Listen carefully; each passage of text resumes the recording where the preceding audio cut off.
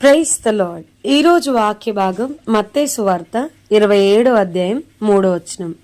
అప్పుడు ఆయనను అప్పగించిన యూదా ఆయనకు శిక్ష విధింపబడగా చూచి పశ్చాత్తాపపడి ఆ 30 వెండి నాణెములు ప్రధాన యాజకుల యొద్దకును పెద్దల యొద్దకును మరలా తెచ్చి. ఈరోజు ఈ వాక్య భాగం ద్వారా దేవుడు మనతో మాట్లాడుతూ ఉన్నారు. ఈ మత్తయి సువార్త 27వ అధ్యాయంలో యేసయ్యను సిలువ వేయడానికి అప్పగించడం మనం చూస్తాము. మరి అప్పటికే ఆయన ముఖం మీద ఉమ్మి వేయడం, అప్పటికే ఆయనకి మొండ్ల కిరీటం బట్టి ఇవన్నీ మనం చూస్తున్నాం. రాత్రంతా ప్రభువుని కొడతా ఉన్నారు. పిలాతు గారికి మరి యేసయ్యను అప్పగించడం మనం చూస్తున్నాం. అయితే ఈ 3వ అధ్యాయంలో మరి ఇస్కరియోతు యూదా కొరకు రాయబడింది. ఇస్కరియోతు యూదా ఆయనకు శిక్ష విధింపబడగా చూచి పశ్చాత్తాపడి ఆ 30 వెండి నాణేలను ప్రధాన యాజకుల యొద్దకును పెద్దల యొద్దకును మరలా తెచ్చి, నేను ఒక నిరపరాధ రక్తాన్ని అప్పగించి పాపం చేశాను అని చెప్పని వాళ్ళకి అది వెనక్కి ఇచ్చేయడానికి చూస్తున్నప్పుడు వారు దీంతో మాకేం పని, నువ్వే చూసుకో అని చెప్పినప్పుడు అతడు ఆ వెండి నాణేలను దేవాలయంలో పారవేసి పోయి ఊరు పెట్టుకుని చనిపోయినట్టుగా వాక్యం చెప్తా ఉంది.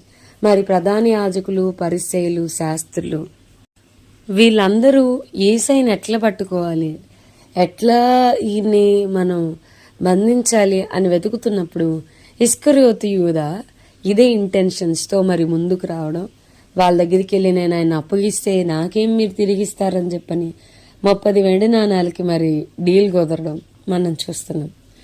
అసలు నిన్నటి నుంచి నేను ధ్యానిస్తా ఉన్నాను.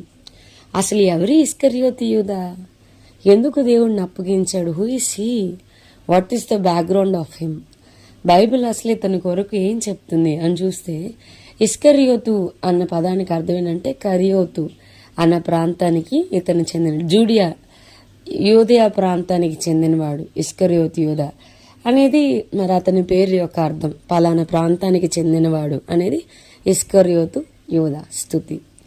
మనం చూస్తే యేసయ్య 12 మంది శిష్యుల్లో మరి ఇస్కరియోతు యూదా ఉండడం మనం చూస్తున్నాం.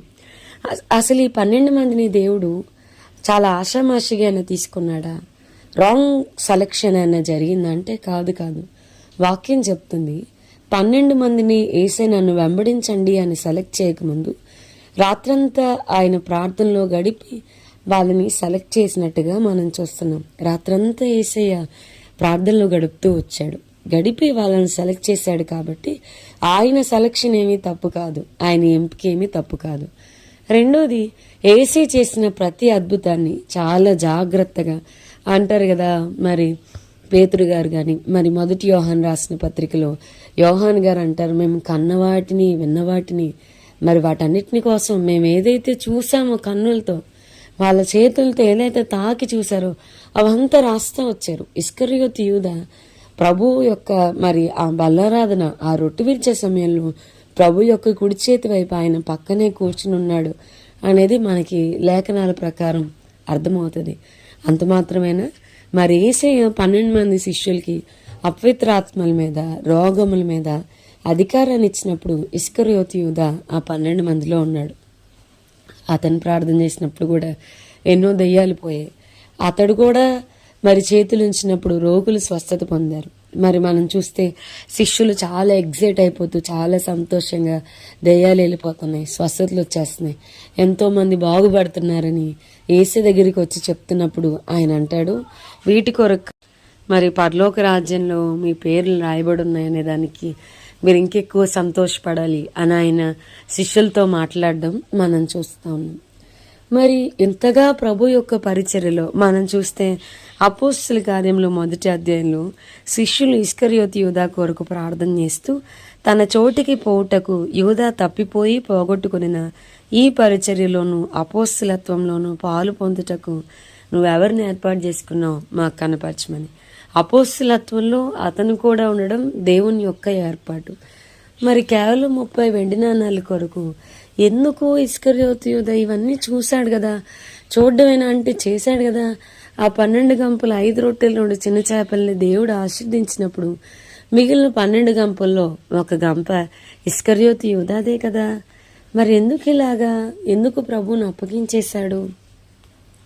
నేను ఎవరినైతే ముద్దు పెట్టుకుంటానో మరి ఆ వ్యక్తి యేసని చెప్పని వారికి ఒక హింట్ ఇవ్వడం మనం చూస్తా ఉన్నాం. అసలు ఇస్కరియోతు యొక్క ప్రాబ్లం ఏంటి?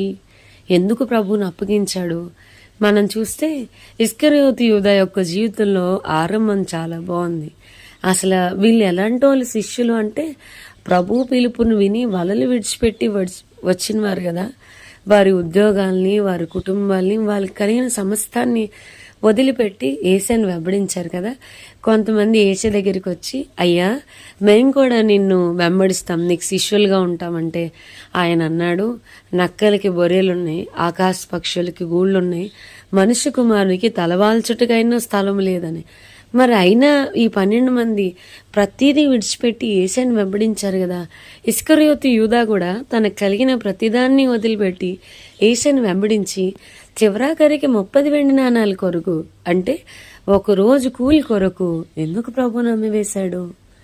మనం ఆలోచిస్తే మరి ఇవన్నీ దగ్గర నుండి చూసిన ప్రభువుని బహుశా ఒక అవసరంగా ఎంచుకున్నాడేమో.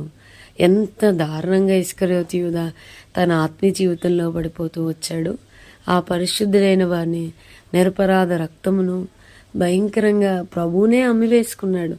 మనం అనుకుంటాము ఇస్కరియోతు యూదా అంత మూర్ఖుడు, క్రూరుడు, దుర్మార్గుడు ఎవ్వరుండరు. మనం ఎవరన్నా ఇస్కరియోతు యూదా అన్న పేరు ఎవరికన్నా పెడతామా? పొరపాటును కూడా పెట్టాం. అమ్మో ద మ్యాన్ ఆఫ్ బిట్రేయల్ అని చెప్తాం. మోసగాడు, వెన్నుపోటు పొడిచాడని కదా. మరి మన సంగతి ఏంటి? ఆత్మీయంగా పడిపోయిన స్థితిలో మనం ఉన్నామా? ప్రభు కంటే కూడా వేరే వేరే వాటి కొరకు ప్రభువునే అమ్మేసుకుంటున్నామా? ప్రభువునే వదిలిపెట్టేసుకుంటున్నామా? మనకి ప్రభు యొక్క ప్రేమ తెలుసు, ప్రార్థన యొక్క విలువ తెలుసు, ప్రభు యొక్క గొప్పతనం తెలుసు. ఇస్కరియోతు యూదాలాగా అన్నీ తరచి చూసినప్పుడు కూడా చివరాఖరికి ప్రభు లేకుండానే జీవితాన్ని ముందుకు తీసుకెళ్ళడానికి ఇష్టపడుతున్నామా? ప్రభువుని అమ్మేసుకోవడానికి ఇష్టపడుతున్నామా? మనల్ని మనం పరిశీలించుకుందాం, ప్రార్థన చేసుకుందాం. ప్రభు, ఈరోజు వాక్య భాగం ద్వారా మీరు మాతో మాట్లాడినందుకు వందనాలు.